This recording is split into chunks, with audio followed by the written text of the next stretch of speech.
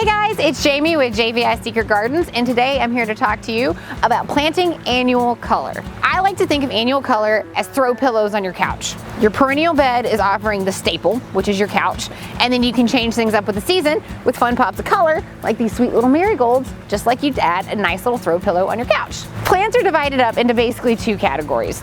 Those that are hardy for our zone, again, we're zone 7, are considered perennials. They're gonna continue to come back and mature year after year.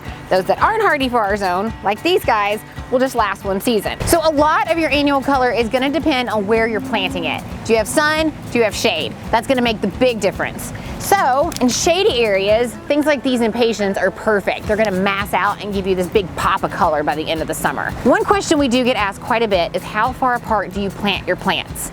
That is kind of dependent on a couple different factors. One, how big is the plant gonna get at maturity? And two, how patient are you? A good rule of thumb is 6 to 8 inches apart no matter what you're planting. So I like to kind of spread mine out and kind of place them before I do the whole planting. So you can place one here, and then if you want to make it nice and even, you can use something like the handle of your hand trowel to measure. So you can say 1 impatient, 2 impatiens, flip it that way, and 3 impatiens, and so on. And that way you've got them evenly spread out over your space. Also depends on how big of an impact you need to make and how quickly. If you need to make a big impact super fast, plant them closer together. If you've got all summer to watch these guys grow, go ahead and plant them further apart, and by the end of the summer you'll have a big blanket of flowers. And one more pro tip that I'm gonna share with you. If you wanna make a big impact immediately, you can actually cluster 2 or 3 flowers together in one little hole. Kind of looks like one plant, and it gives you a little bit bigger impact right from the get-go.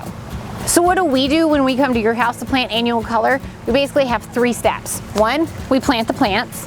2, we add what we call pre-emergent. Pre-emergent is actually going to seep into your soil and help prevent weeds from poking up throughout the season. You can find a pre-emergent at your local garden center or at any local hardware store. Finally, we cover it all with mulch. We like to use this nice hardwood mulch, whatever you like, but it gives a nice finished look and gives you a nice blanket for a while. It gives you a nice blanket to look at while your plants are maturing throughout the season. So shade-wise, we've got impatiens, we've got begonias, we've got a lot more, but these are some common ones.